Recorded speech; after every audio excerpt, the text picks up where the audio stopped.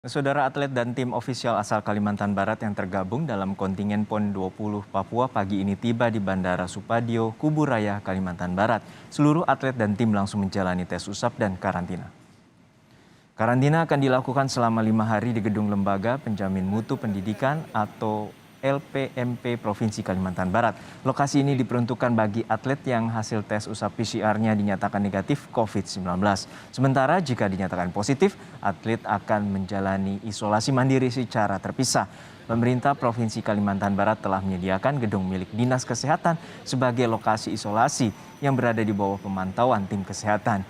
Kebijakan karantina atlet ini sebelumnya sudah dipersiapkan oleh pemerintah Kalimantan Barat, tetapi kemudian dibatalkan dan kini diterapkan kembali.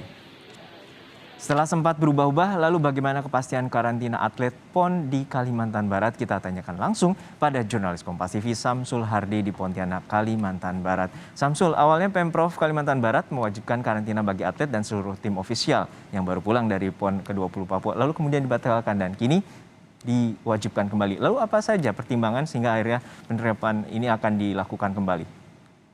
Baik, Juno dan saudara dapat informasikan benar sekali kemarin sempat dilakukan pemerintah provinsi sudah menyiapkan 2 lokasi untuk baik itu peserta atau atlet yang positif maupun yang negatif. Nah, ada 2 lokasi yang disiapkan. Namun karena pertimbangan bahwa mereka telah melakukan swab yang memang sudah diberlakukan untuk di Bandara Supadio Kalimantan Barat ini bagi yang siapa saja yang luar dari Kalimantan Barat datang ke Kalimantan Barat harus wajib tes swab PCR.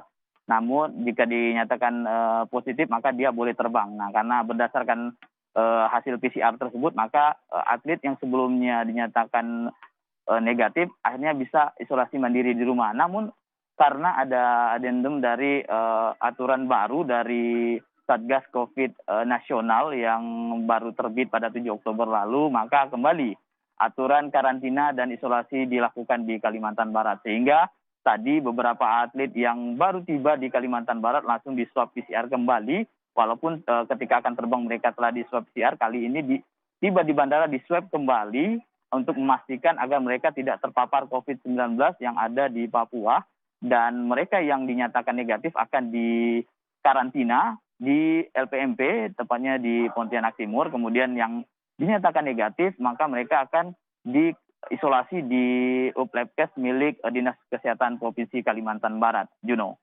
Ya Samsul, untuk penerapan karantina sendiri seperti apa aturannya nanti? Nah, mereka nanti untuk atlet yang dinyatakan negatif positif COVID-19 atau negatif COVID, maka mereka akan menjalani karantina selama 5 hari di LPMP tersebut. Sehingga mereka untuk dipantau apakah di masa inkubasi tersebut mereka terpapar atau tidak. Mereka akan kembali nanti akan diswab setelah 5 hari tersebut untuk memastikan mereka tidak terpapar COVID-19.